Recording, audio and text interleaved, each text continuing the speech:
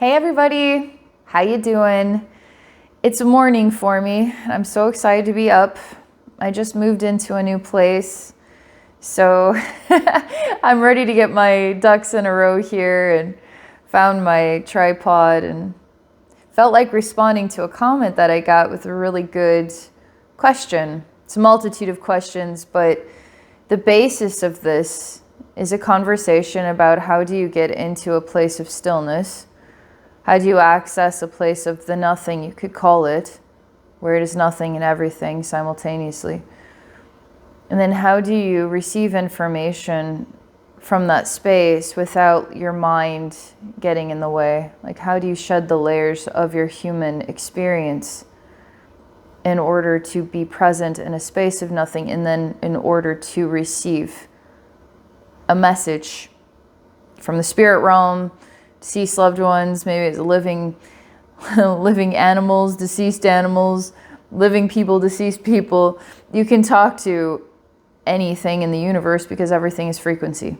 So you can talk to me even if we're not having a human conversation because there's some frequency of myself that will talk back to you, okay? We can talk to alien beings, we can talk to planets, stars, the fabric of the universe, we can talk to anything. Because everything is frequency, and you are part of the frequency as well. So we're all connected. So that's like the everything. But to really translate and bring it into a human experience, you literally are going to have to find a way to become the still pond. So if we were to call ourselves radio stations, now we turn off the radio. So if you see like choppy waters, and you're feeling emotionally vulnerable in life, well, now you need to still the emotional vulnerability. Turn off the radio station of your self-expression and your human attachment to your reality. Okay, you turn it all off.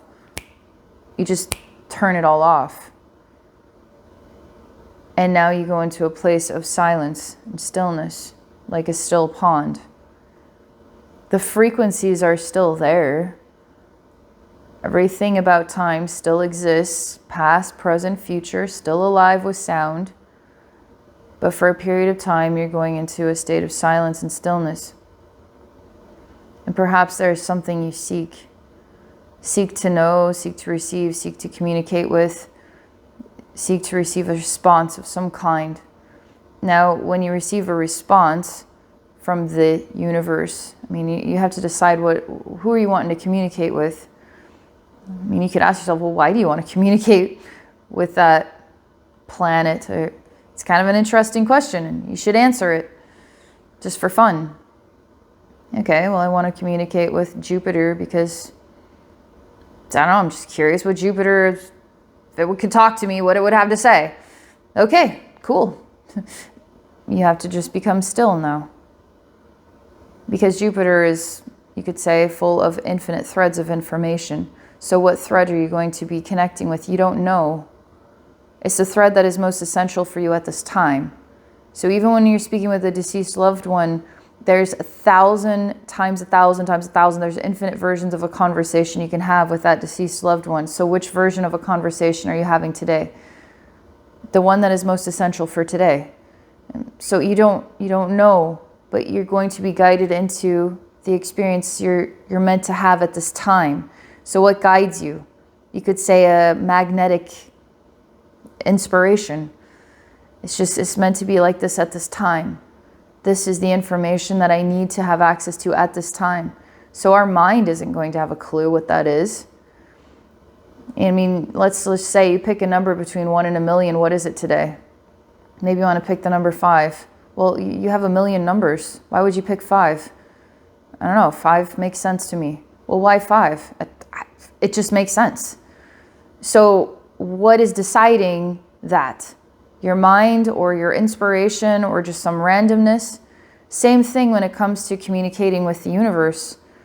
It's just some silent decision decides the fate of it all, you could say. And then you get that. That's your lottery number for today. You win every single time, all right? Especially when you choose to be still and silent and then just receive. So I'm going to read your question. Probably should have done that sooner than later. Should I have done that? Should and then we know what we're talking about. All right, I gave kind of like a summary there. Here's your question. I really liked it. It was full of questions, and that's kind of my summary of it. And this was on my Fate versus Destiny video. Meet Norse Fates, Erd Verdandi, Scold. I'll put a link in the description for those interested. So you say, as always, thank you for your amazing videos, Abbey. You're welcome, and thank you for saying that. You say, if you get a chance or have time or it interests you, I would love to know more about becoming nothing, not just to reset, but also to be in a state of being where we can receive information without adding or subtracting anything. How do we actually disconnect from our names, labels, and being human? How do we shed all the layers until there's nothing left, so that we then become part of everything? How do we let go of everything we identify as self and become so simple that we become part of the everything? This intrigues me so much because I want to receive information without any of my human bias. Okay. So how to become nothing?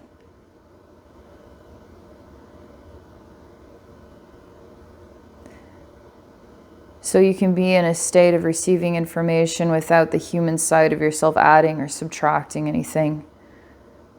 To let go of everything that is your name, label, experience of being human. So this is what you're saying. It's so that we shed all the layers so that there's nothing left.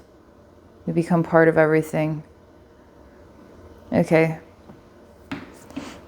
So there's a lot, your mind is actually connecting with what the experience is like, actually, very clearly. So now you don't want to just think about it or define it in a language or work with the mind in order to interpret what this means. But now you have to shut the mind off and know that you already know what this means. So are you afraid then of shutting off your mind so that you can sit in the nothing? You know what I find interesting? I feel like saying this. I posted a video about hell.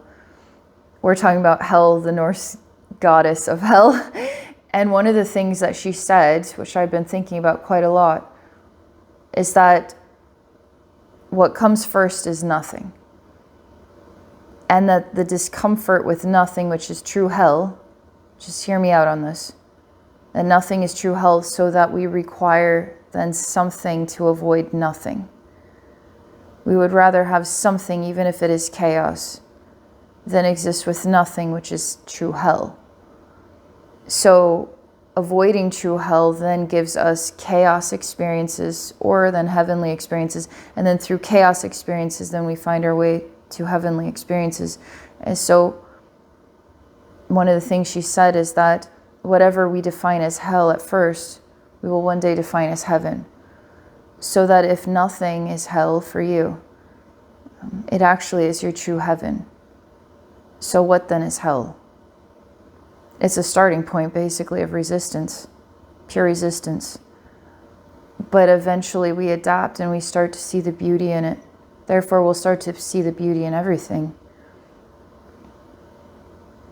That was one of the things she said in a nutshell. But then aligning with nothing might be a discomfort for you. I'm convinced it's a discomfort for every human being to sit with nothing.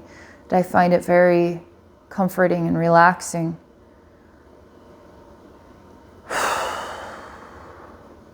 I'm going to be still and silent for a minute, so turning off my human radio station. It's kind of strange because it's going to seem as though I'm a human being talking to you, but really I'm not thinking and attaching my voice to my thoughts and then relaying. I have to use my voice, but I'm more in my heart and then in my soul, and then I'm prompted to speak through what I'm inspired to say, okay? Not because I thought it there, but because it gave itself to me from somewhere, and then I expressed it. So it's like an expansion of your relationship with your whole being, because your whole being is your mind. Your mind isn't just in here, okay? Your mind is your whole being. So just imagine yourself as a teenager and you're in class learning chemistry, but you're fantasizing about, I don't know, this good-looking person that you're in love with, okay? So your mind is also attraction, it's sacral chakra stuff. Sexual energy is also a mind, okay? Your grief or your sadness over loss is also your mind. It's like solar plexus, right? When you're grounded, do you ever meet somebody who's solid and confident in what they have to say and who they are? Really interesting energy to be around. I admire people like that. That's root chakra energy. That's also part of your mind. So all our chakras are part of our total big mind. Our aura is our big mind. Our soul is our mind, right? But we also have a brain. So we associate everything coming from in here, but it comes from everywhere. It even comes from our skin. All right, our muscles, our nervous system, our organs, like everything is our mind. So, of course, ego would want us to believe it was all in here. But the more you sit in stillness, the more you start to associate with your whole being is where the information is at. Everything that you are is where the information is coming from. Now you're just being perceptive as to what is revealing itself to you. So if you choose to sit with nothing, which might feel quite uncomfortable, sit with nothing, right? You sit with nothing for as long as you can, and then something will appear. That something isn't there because you thought it there. That something is there because it presented itself to you. So let's say you sit in the nothing and you see a walrus that's laughing at you. It just, within the first 60 seconds, laughing walrus. That is presenting itself to you for all the right reasons. Not because the nothing is a discomfort and you're supposed to silence all the randomness, but the randomness is actually a magnetic inspiration. Like you're attracting that laughing walrus for a reason. Now, what is your goal or intention? Like what are you trying to... What information are you trying to access? So here you wrote this comment, right? And so that's the information you're wanting to access. So you're asking me then to provide the information to you. Now, if you were to ask yourself this, and then you just sit in the stillness, right? It's literally, you can think your way there, but the goal is to not think at all. So you just don't think anymore. You don't have to attach yourself to having to think about anything. Whether it was a good day or a bad day, because we have to think about those things for some reason. What I said to that person, then what their body language told me, not what they said, but and we're starting to analyze everything on down to whatever we think we know. So you don't have to think about that either, because the conversation never happened. Even if it did happen, it doesn't matter. None of this stuff has to exist for a very brief period of time when you choose to silence it all out. That too is a discomfort. So ask yourself where your discomforts are. Is it uncomfortable to not think? You're like a lot of people. I think it's human nature to want to think, analyze, figure stuff out. Shh. None of that, okay? And it's discomfort to sit in the stillness. That hell message is reminding me too about being a kid and how uncomfortable it is to sit there, sit and be quiet for 5 minutes, for 10 minutes, for another 30 minutes. I'm still busy. Shh. It's very uncomfortable to be a kid and sit still. But if you learn how to sit still as a kid and you survive all the discomforts, it's interesting what a heaven it can become later in life. Because you can sit still where other people still cannot, even as adults. So it proves that our hells become our heavens.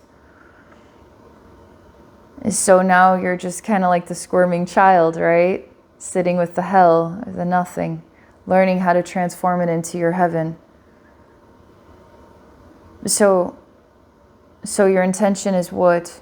If you were to ask yourself, you would sit in the nothing, right? And then the intention is the path. It's your solid path. Even if the response is laughing walrus, okay? What does that have to do with my question? It has everything to do with it because it's magnetically appearing. It's like it's that 1 through a million. It's your number 5 or whatever. For some reason, because you thought it there, but it appeared there, it means everything, okay? So now, in the stillness and in the nothing, you're acknowledging laughing walrus happened. You can let laughing walrus go, or you can actually move your consciousness into laughing walrus and explore what laughing walrus is saying to you. So you can be animated even in the nothing. Because the nothing is the ultimate mind that then is presenting the information you seek based upon your intention.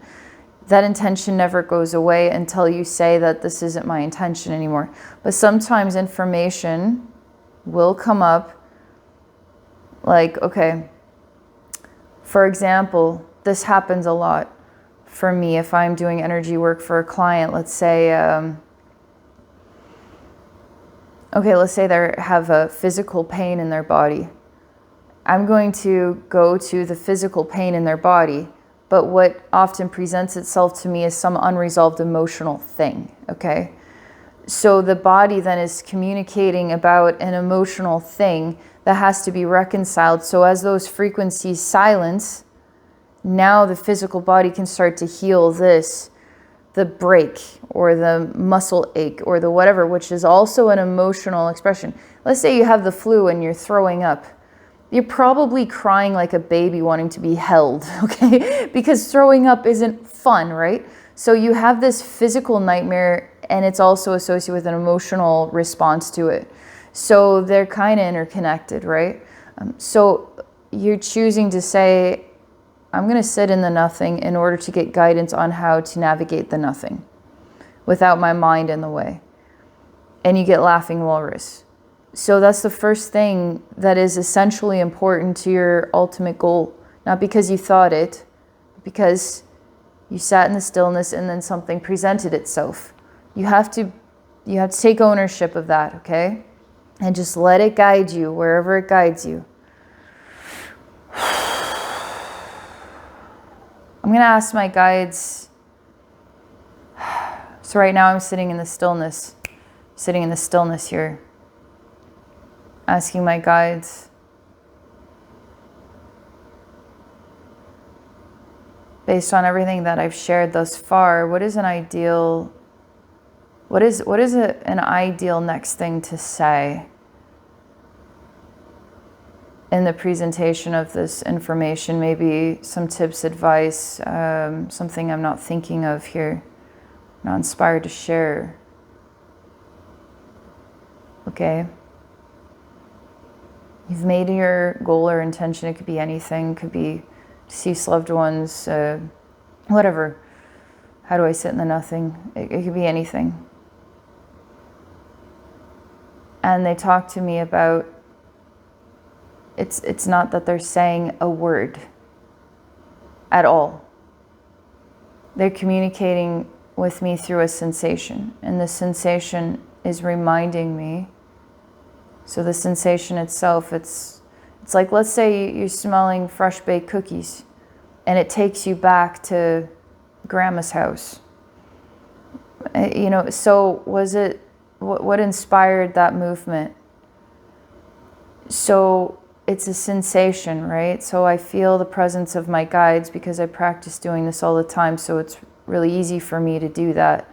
A lot harder when you're still adjusting and adapting to being in this state of being. The sensation is reminding me of what it feels like for most people to sit with nothing. It feels like you're sitting in darkness and emptiness. And for me, it doesn't feel that way. For me, it feels like comfort, like the baby in the womb of a mother. It feels like I'm surrounded by love. And so my nothing feels like a place of warmth and love and inspiration. It's okay to let your nothing feel like something, feel like love is with you, love surrounds you. Even if there is just a blackness, the blackness is alive. The blackness is still something. So even in nothing, there is everything, right? And so are you experiencing absolutely nothing? Yes. But are you experiencing everything? Yes. But if we're talking about 1 to a million, you're experiencing a million things. Or you're experiencing just one thing. But what one thing did you choose out of a million things? Number 5. You didn't even know you chose that. You're just present with the sensation of whatever comes. In the everything and the nothing.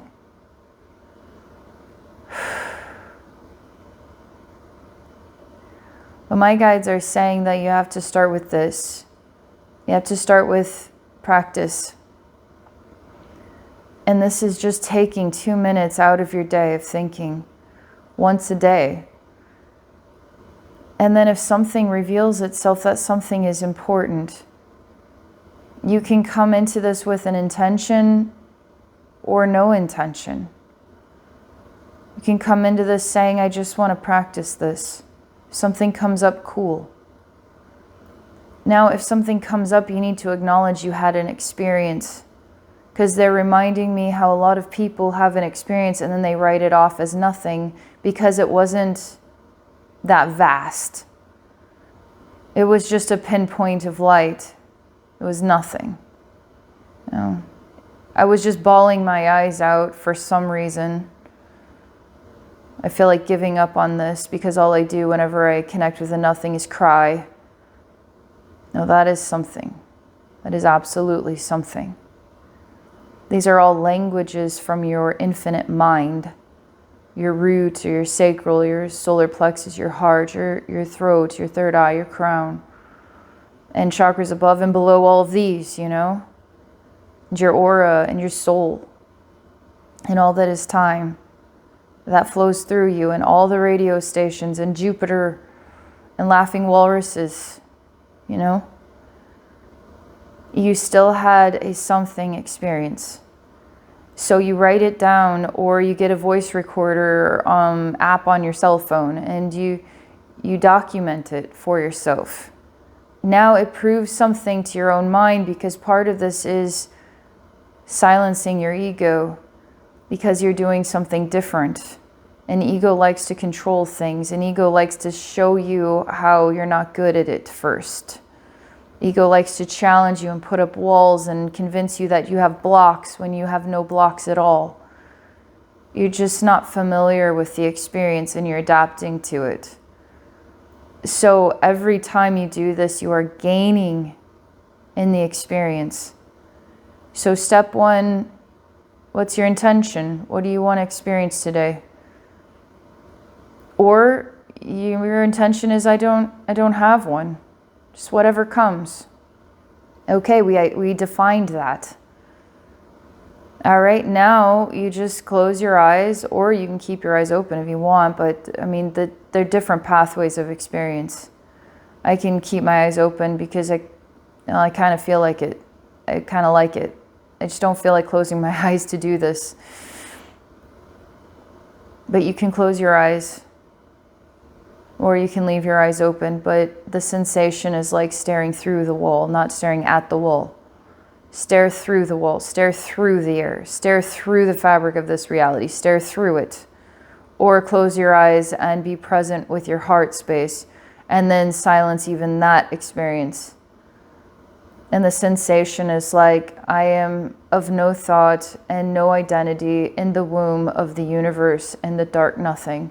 That is warm and loving, that surrounds me. Not because you said it, because of the sensation of it. Just like I was saying about my guides. It's like the sensation of cookies that then bring you to a place of memory.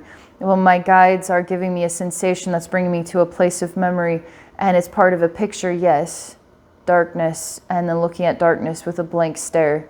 And reminding me of the many people that have said, I get nothing. I just get nothing all the time. It's just darkness. No, you're getting something.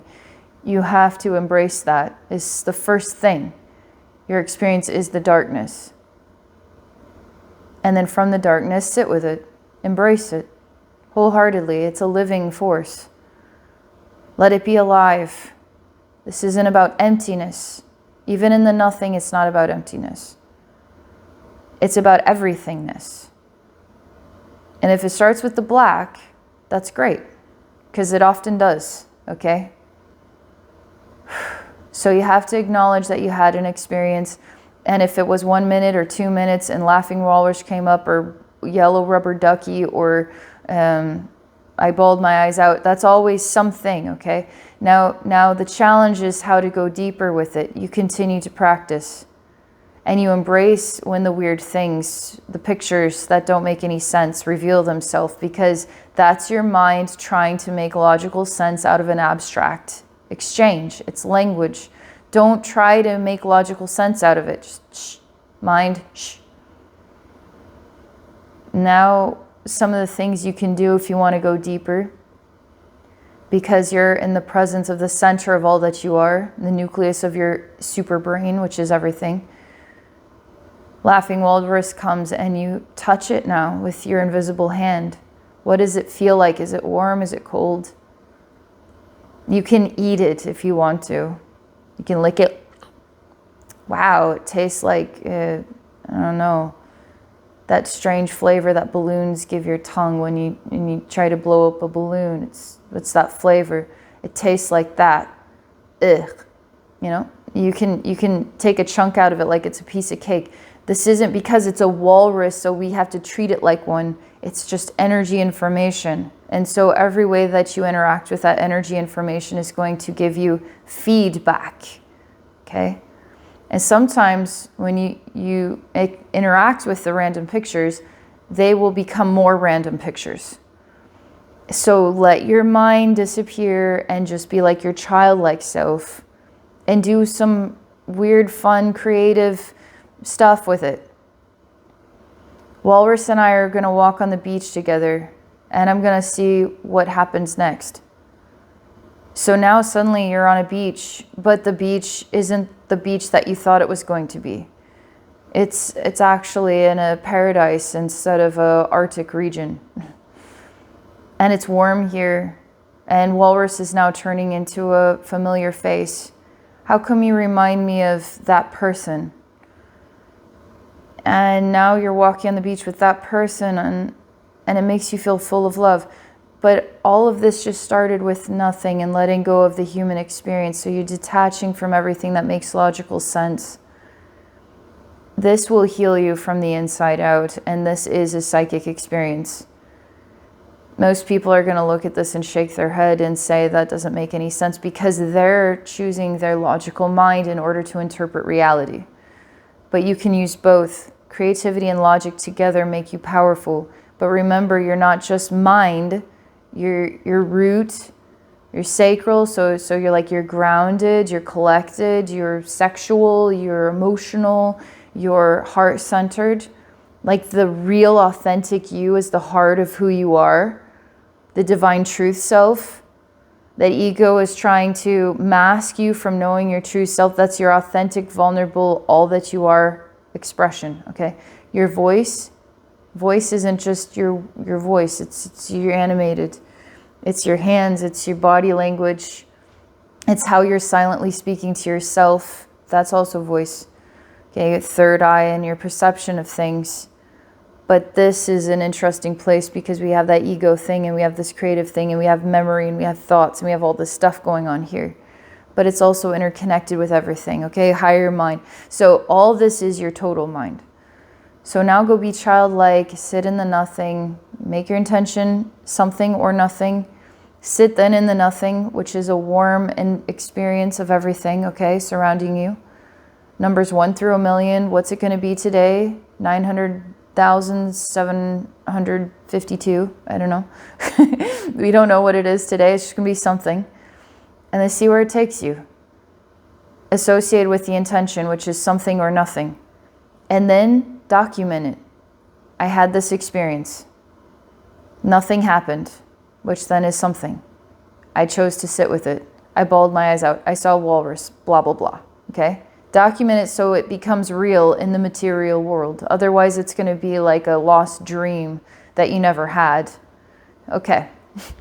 So that's everything I have to say on this topic. Hope this helps. You can do this. You can totally do this. Not because you thought yourself there to find your comfort with sitting with nothing. You just chose to sit with nothing, which would feel very uncomfortable because you're letting your mind go. You don't need the net.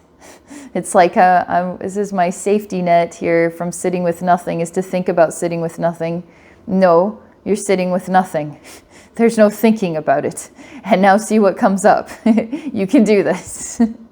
Thank you so much for asking. You inspired this video then to help you and others.